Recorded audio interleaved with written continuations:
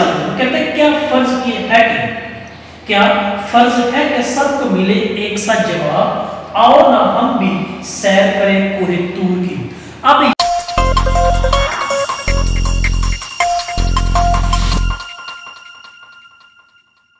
جی عزیز طلباء و طالبات، آپ کی خدمت میرا سلام و عرض۔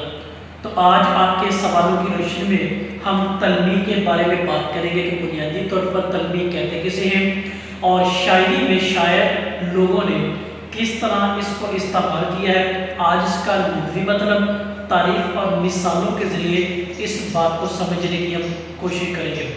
شاعری کے میدان کی بات کیجیے، شاعری میں بے تحاشا طور پر مختلف صنعتوں کا استعمال ہوتا ہے۔ ان میں تلمیح، تشبیہ، استعارہ، یہ اس جیسی کئی ایسی جو صنعتیں ہیں جو شاعری کو خوبصورت اور ایک باب مانی اور ایک عمدہ بنانے میں اپنا اہم کردار ادا کرتی ہیں۔ تلمیح کی بات کی جائے تو تلمیح کا جو لغوی مطلب وہ اشارہ کرنے کے معنی میں لیا جاتا ہے۔ جب اس کی تعریف کی بات کی جائے تو ہمارے پاس سادہ الفاظ میں اس کی تعریف آتی ہے کہ جب شاعر شاعری میں کسی تاریخی واقعے کی طرف اشارہ کرے تو شاعری کی اصطلاح میں وہ تلمیح کہلاتا ہے۔ اب سوال یہ پیدا تو واقعہ وہ کون سا ہوگی؟ وہ سیاسی واقعہ بھی ہو سکتا ہے، وہ مذہبی واقعہ بھی ہو سکتا ہے، وہ اخلاقی یا کوئی بھی ایسا واقعہ جو تاریخ کا حصہ بن چکا ہے، اس واقعے کو اشارتاً بیان کرنا، اس اصطلاح کو شاعری کے میدان میں تلمیح کہا جاتا ہے۔ یعنی اب اس میں کیا کیا جاتا ہے، وہ ایک لفظ ہوتا ہے عموماً، یعنی ایک لفظ سے مراد کہ وہ پوری کہانی یا واقعے کو بیان کرتا ہے۔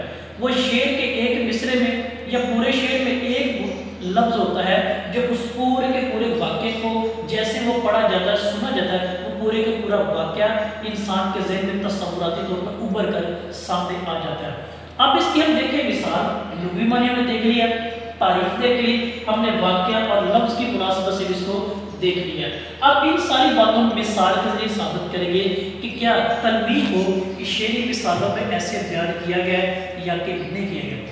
پہلی مثال ہے تو شاعر نے لکھا کہ بے خطر کود پڑا آتش نمرود میش، عقل ہے محو تماشائی لب بام ابھی۔ اب اس میں دیکھیں تو یہ جو لفظ ہے آتش نمرود، یہ ایک لفظ ہے جو پوری کہانی کو، پورے واقعے کو مذہبی یا اخلاقی طور پہ جو بھی اس تاریخ کا حصہ بن چکا ہے اس کو بیان کرے۔ اب اس میں وہ واقعہ ہے جناب حضرت ابراہیم علیہ السلام کا کہ جب نمرود نے ان کو آگ میں پھینکا اور وہ آگ کیا تھی خدا کے حکم سے ٹھنڈی ہو گئی۔ اب اس پورے کے پورے واقعے کو اس لفظ نے کیا کیا ہے، بیان کیا، لہٰذا یہ کہانی کیا ہمارے پاس تلمیح کے زمرے میں آ جاتی ہے۔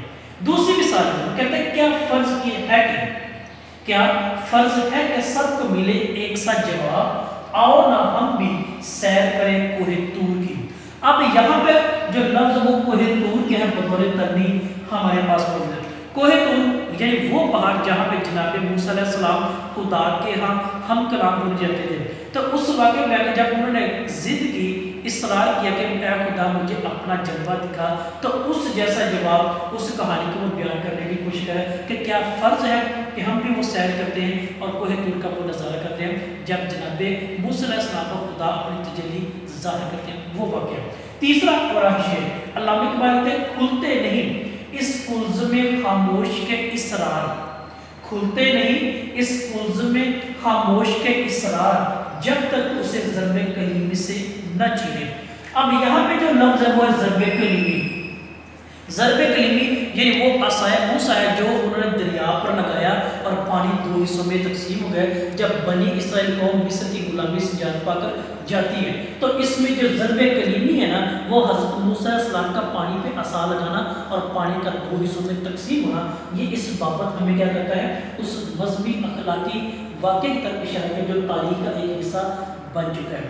تو عزیز طلباء، یہ تھا ہمارا ان مثالوں کی روشنی میں آج کا موضوع تلمیح اور اس کا پس منظر۔ آپ کی کوئی سوال تو ضرور کیجیے، آپ کا